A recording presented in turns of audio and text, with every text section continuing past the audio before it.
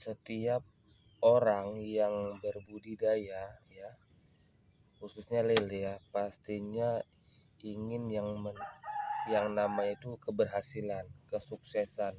Ya, pastinya itu sangat diharapkan semua pembudidaya lele. Nah, jadi untuk menuju kepada kesuksesan atau keberhasilan tersebut, pastinya ada tips dan trik untuk melakukan hal tersebut gitu kan. Apalagi namanya budidaya. Budidaya itu berarti apalagi bentuknya pembesaran. Hulunya itu pastinya ke bibit ataupun ke benur ya. Nah, jadi sebelum kita melakukan pembesaran, pastinya kita akan menyediakan bibit atau benur yang berkualitas. Nah, itu yang pertama ya kan. Dan bagaimana ciri-ciri bibit atau benur yang berkualitas? Ya, berkualitas tinggi atau baik. Kalau di teori atau di pembelajaran seperti saya dulu sekolah ataupun kuliah di jurusan perikanan, itu ya salah satunya contoh gitu kan, ciri-ciri bibit ataupun benur yang sehat atau berkualitas baik itu pastinya lincah, gesit gitu kan, coraknya cerah, warnanya cerah ya kan, tidak ada namanya itu nampak seperti eh, jamur ataupun luka di bagian tubuhnya gitu, respon terhadap pakan gitu kan, begitu kita kasih pakan dia akan segera merespon pakan tersebut, itu tandanya bibit itu sehat. Atau dia ketika dikasih arus dia akan melawan arus. Nah, jadi itu bentuk-bentuk ciri-ciri yang bersifat yang selama ini kita pelajari di teori mungkin kan, tapi yang saya pahami selama ini ada beberapa hal yang memang tidak dibahas dalam pembelajaran di kegiatan belajar mengajar di sekolah ataupun kuliah yang mungkin bentuknya formal, tapi ada bentuknya itu ilmu yang kita dapat melalui pengalaman gitu. Apa itu? Yaitu tadi ketika kita berbudidaya lele, memilih bibit itu yang pastinya yang pertama soteran pertama.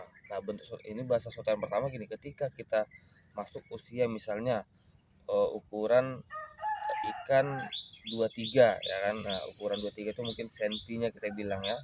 Nah, ukuran 23 senti. Ketika disoter, kita mencari ukuran 23 senti pasti ada uh, ukuran yang melebihi dari ukuran pada umumnya yang 23 tadi. Bisa jadi dia udah ukuran 34. Nah, berarti yang ukuran 34 itu adalah salah satu contoh bibit yang berkualitas, pertumbuhannya baik gitu kan. Nah, jadi untuk lele itu biasanya ada beberapa tahap pada saat melakukan perawatan bibit atau pendederannya itu, misalnya kita bilang 4 soteran gitu.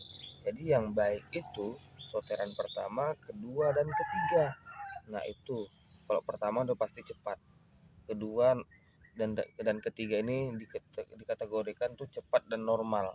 Nah, tapi kalau sudah keempat kelima, memang dia sehat, memang dia lincah respon terhadap pakan, tapi kadang bermasalah di pertumbuhan. Itu cukup lama, kadang bisa mencapai kita bilang 5 bulan, 6 bulan. Itu ukurannya ya tidak drastis berubah gitu.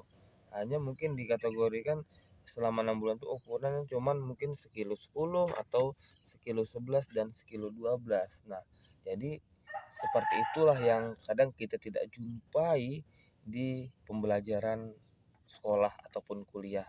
Nah, jadi ini salah satu mungkin berbagi informasi ya, bukan mengajari atau bukan menggurui, tapi ini berbagi informasi bahwasanya untuk keberhasilan kesuksesan dalam berbudidaya ataupun kita bilang pembesaran lele itu hulunya adalah dalam memilih bibit.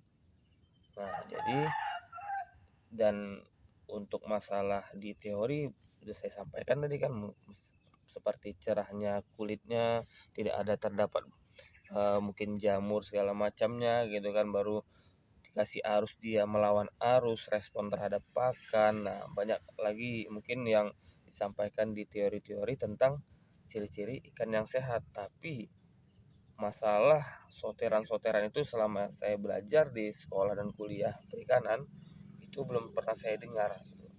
Ya mudah-mudahan ini menjadi suatu pengalaman kita bersama yang agar kita bisa sukses bersama. Oke, mungkin ini aja penyampaian saya mengenai tips dan trik dalam berbudidaya lele. Terima kasih. Assalamualaikum warahmatullahi wabarakatuh. Salam satu kumis.